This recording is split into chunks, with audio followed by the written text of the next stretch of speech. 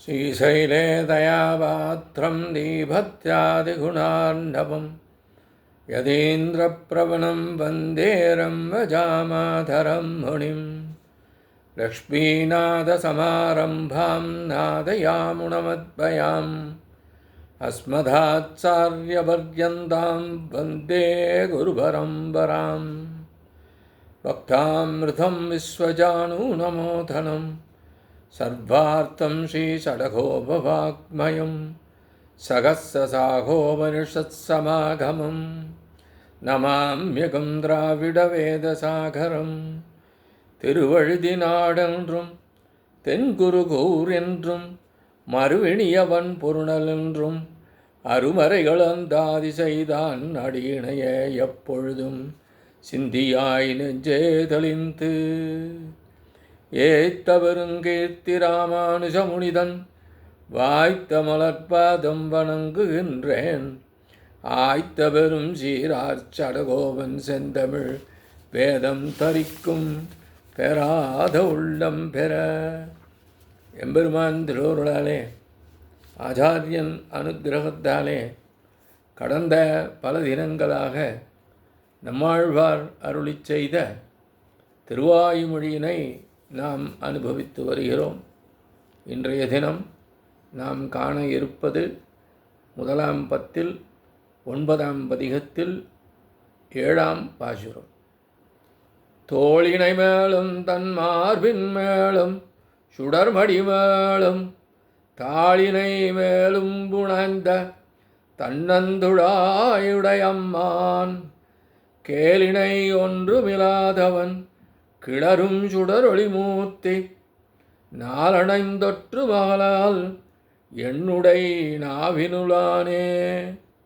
தோல் இணை மேலும் நன் மார்பின் மேலும் சுடர்முடி மேலும் தாள் இணை மேலும் புனைந்த தன் அந்துழாயுடை அம்மான் கேளினை ஒன்றும் இலாதான் கிளரும் சுடர் ஒளி மூர்த்தி நாளணைந்து ஒன்றும் அகலான் என்னுடை நாவில் உளானே.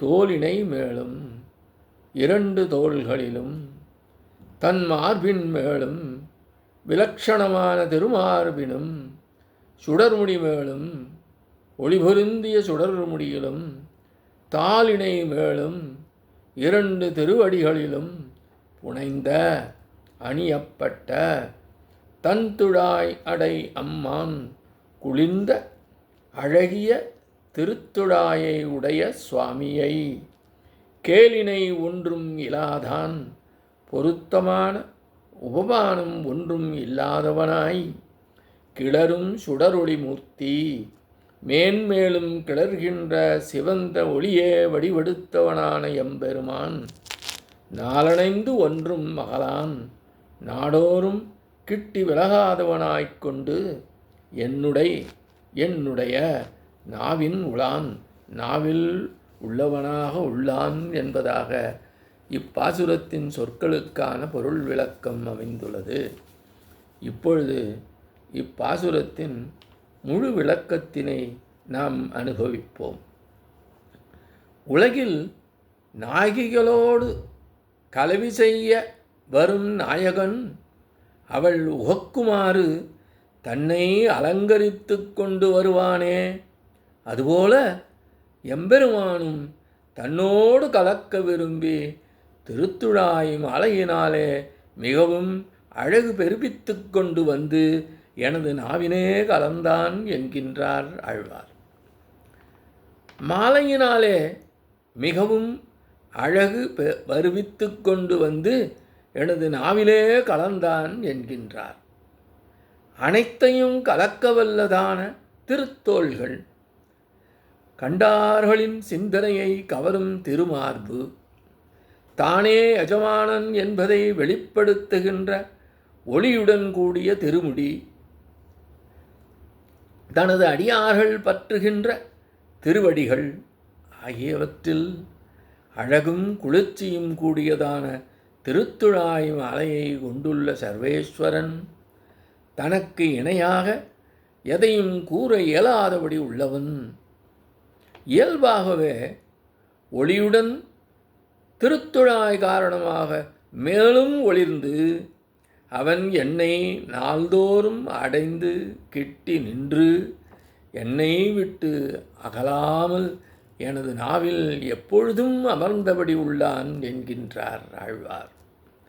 ஒப்பாரும் மிக்காரும் இல்லாதவனன்றோ எம்பெருமான், உறவு என்றும் பகை என்றும் ஏதும் இல்லாதவன் எம்பெருமான். மேன்மேலும் பெருகின்ற ஒளிபொருந்திய பேரொளி பிழம்பாகத் திகழ்கின்ற வடிவம் உடையவனன்றோ அவன். எப்பொழுதும் என்னை தழுவி சேர்ந்திருப்பவன் அவன்.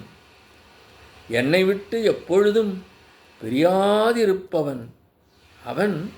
இப்பொழுது எங்கிருக்கின்றான் என்றால் என் நாவில் என் வாக்கில் உறைந்து பாசுரங்களாக வெளிப்படுகின்றான் என்கின்றார் ஆழ்வார்.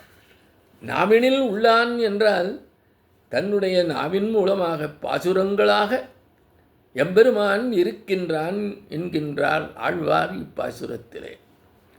தங்களால் காதலிக்கப்படும் பெண்கள் உள்ள இடத்திற்கு ஆண்கள் எவ்வாறு செல்வார்கள்? அலங்கரித்து கொண்டு செல்வார்கள். அதுபோன்று சர்வேஸ்வரன் ஆழ்வார் உள்ள இடத்திற்கு செல்லும் பொழுது அவர் விரும்பியபடியே திருத்துழாயால் அலங்கரித்து கொண்டு சென்றான். அடியார்களை கண்டவாறே முந்துகிற முன்னம் தோள்களாலே எழுந்த கட்டி அணைப்பதனாலே தோளினைமேல் திருத்துழாய் மாலை சாத்தினான் என்கின்றார். மார்பிலே அணைத்து கொள்ள வேண்டும், அதனால் திருமார்புக்கு திருத்துழாய் சாத்தினானாம் எம்பெருமான்.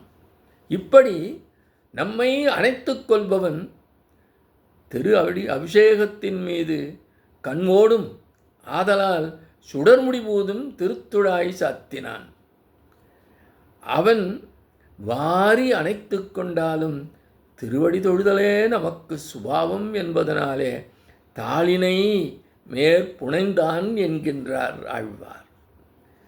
அணைத்து என்பது ஆலிங்கனத்தை, அதாவது தழுவி இருத்தலை குறிக்காது, சேர்ந்திருப்பதை, அதாவது கலந்திருப்பதையே குறிக்கும் என்பதை நாம் உணர வேண்டும். அணைத்து கொண்டான் என்றால் உடனே ஆலிங்கனம் என்று நாம் பொருள் கொள்ளக்கூடாது. சேர்ந்திருப்பதை, அதாவது அவனுடன் கலந்திருப்பதையே குறிக்கும் என்பதை நாம் உணர்ந்து கொள்ள வேண்டும். இப்படிப்பட்டவன் புகழினை தான் அனுபவிப்பதற்காகவே என் நாவிலே வந்து கலந்தான் என்கின்றார் ஆழ்வார் இப்பாசுரத்தின் மூலம். இத்தோடு இன்றைய காணொலி நிறைவு செய்கின்றோம். எம்பெருமான் திருவடிகளே சரணம். நம்மாழ்வார் திருவடிகளே சரணம். எம்பார் திருவடிகளே சரணம்.